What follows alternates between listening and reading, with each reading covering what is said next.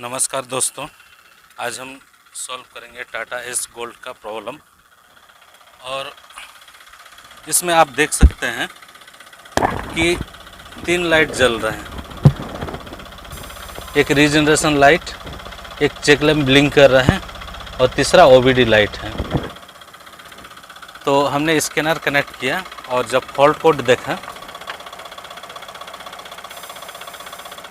तो इसमें 3 4 fault code था। 24A485 particulate filter restriction soot accumulation too high bank 1 signal एवं अलाउबल रेंज कंफर्म में है। और दूसरा है P24A400 particulate filter restriction soot accumulation too high.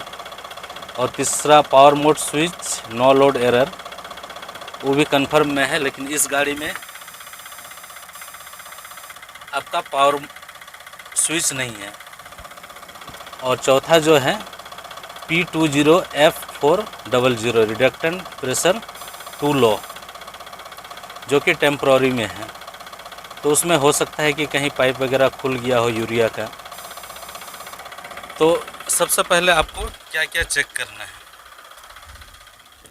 तो सबसे पहले जो चेक करेंगे वो आपका यूरिया पाइप वगैरह कहीं लीकेज वगैरह या फिर टंकी वगैरह फटा हुआ है कि नहीं है, तो वो सबसे पहले चेक कर लेंगे।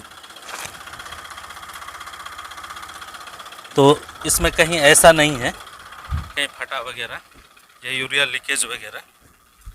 तो दूसरा जो चेक करेंगे इसका एयर इंटेक सिस्टम,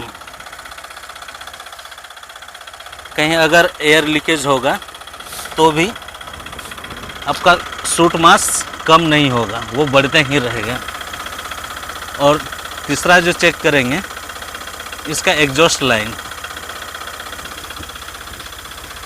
लाइन अगर लीकेज रहेगा तो भी सूट मास हाई होते रहेगा।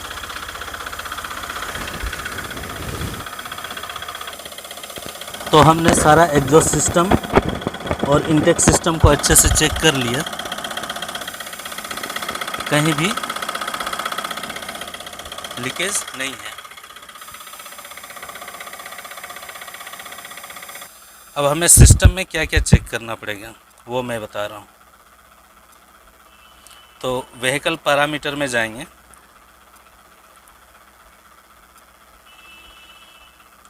तो यहाँ से हम clutch status, brake status,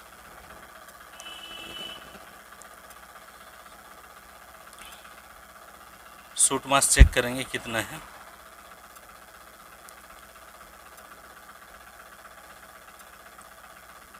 urea pump pressure check कर लेंगे,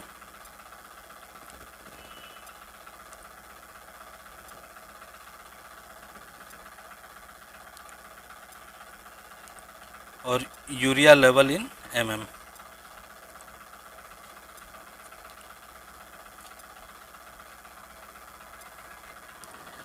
तो यहाँ पे आप देख सकते हैं क्लच जब प्रेस कर रहे हैं तो प्रेस अनप्रेस दिखा रहे हैं, और मेरा ब्रेक स्टेटस भी ठीक है। सूट मास वैल्यू 24.5 ग्राम है, और यूरिया पंप प्रेशर 6145 मिलीबार, यानी कि 6 बार है, ठीक है। और urea level in mm 161 mm है। तो मेरा ठीक है, सब कुछ ठीक है। तो अब हम इसको पहले सूट मास रिसेट करेंगे, इसके बाद इसको रीजनरेशन करेंगे।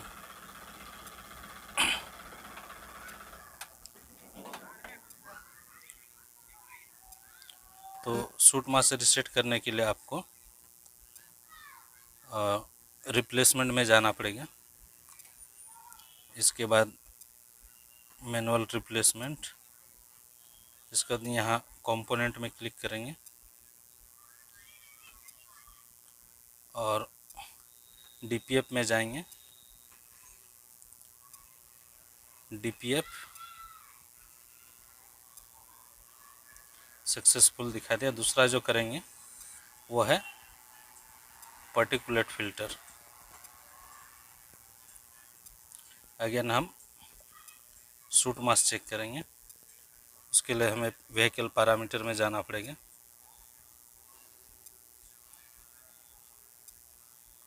और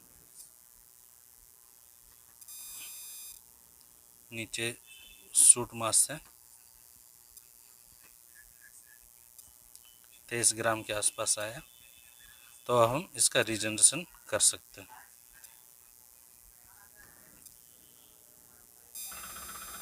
तो रीजनरेशन करने के लिए मुझे यहाँ सबसे नीचे यहाँ पे सर्विस रीजनरेशन है, इस पर क्लिक करेंगे और यहाँ पे आपका क्या क्या रिक्वायरमेंट है वो दिया हुआ है। व्हीकल स्पीड 0 होना चाहिए, मेरा 0 है। Engine speed 950 RPM। Coolant temperature मेरा मिनिमम 50 डिग्री सेल्सियस होना चाहिए। क्लच और ब्रेक नॉट प्रेस्ड होना चाहिए और एक्सीलेटर दबा हुआ नहीं होना चाहिए। तो अब स्टार्ट करते हैं। तो रीजनरेशन स्टार्ट हो गया है। यहाँ पे भी आप देख सकते हैं कि रूटीन एक्टिव हो चुका है। अब इसका रीजनरेशन के लिए लगभग हमें 40 से 45 मिनट तक वेट करना पड़ेगा। और इस दौरान भी हमें चेक करते रहना पड़ेगा कि कहीं से लीकेज वगैरह तो नहीं हो रहा है। आप यहाँ देख सकते हैं कि रीजनरेशन प्रोसेस अभी चालू है, अभी लगभग ख़त्म होने को है। यहाँ पे मेरा रीजनरेशन अनसक्सेसफुल हुआ। यहाँ पे आप देख सकते हैं suit mass value is 11.94 gram and delta pressure is 11 millibar. Service regeneration is not successfully. तो हम देखेंगे कि इसका रीज़न क्या है। फिर सेम कोड आ चुका है और अब हम चेक करेंगे कि सूट मास कितना है। 11.94 ग्राम, मतलब मेरा सूट मास घट रहा है। ये इसलिए ऐसा हुआ क्योंकि ये टाइम लिमिट पे, क्योंकि सूट मास बहुत ज़्यादा था और वो टाइम लिमिट पे ख़त्म नहीं हो पाया। अब सूट मास लाइट ब्लिंक नहीं कर रहा है, ना ही मेरा OBD लाइट है। तो उस केस में हम इसको मैनुअल भी रीजनरेशन कर सकते हैं। तो यहाँ पे मेरा मैनुअली रीजनरेशन स्टार्ट हो चुका है, आप देख सकते हैं। सिस्टम से मैं नहीं कर रहा हूँ। तो हम अभी लाइव डाटा में जा कर के ये सूट मास किस तरह से घट रहा है वो हम देख सकते हैं। यहाँ पे हम दो चीज़ सेलेक्ट करेंगे, एक सूट मास वैल्यू और दूसरा डेल्टा प्रेशर, क्योंकि ये बहुत ही अहम रोल निभाता है रीजनरेशन में। और एक यूरिया पंप प्रेशर।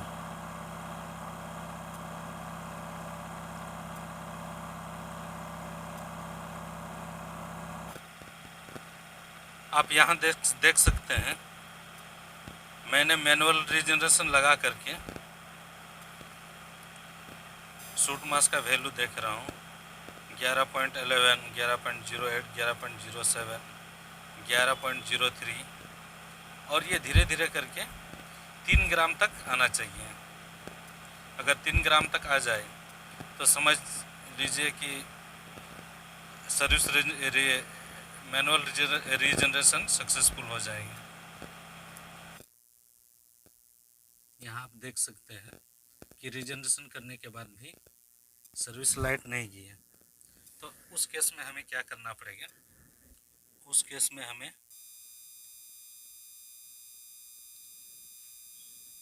रिप्लेसमेंट में जाना पड़ेगा।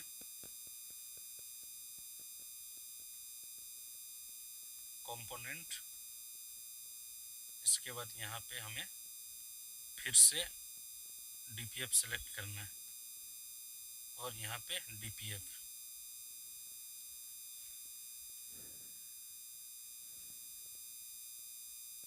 इसके बाद फिर हम पार्टिकुलेट फिल्टर सेलेक्ट करेंगे। जैसे हम सेलेक्ट किए, आप यहाँ देख सकते हैं जो मेरा रीजनरेशन वाला लाइट है वो चला गया। और फिर से हम शूट मास्क चेक करेंगे।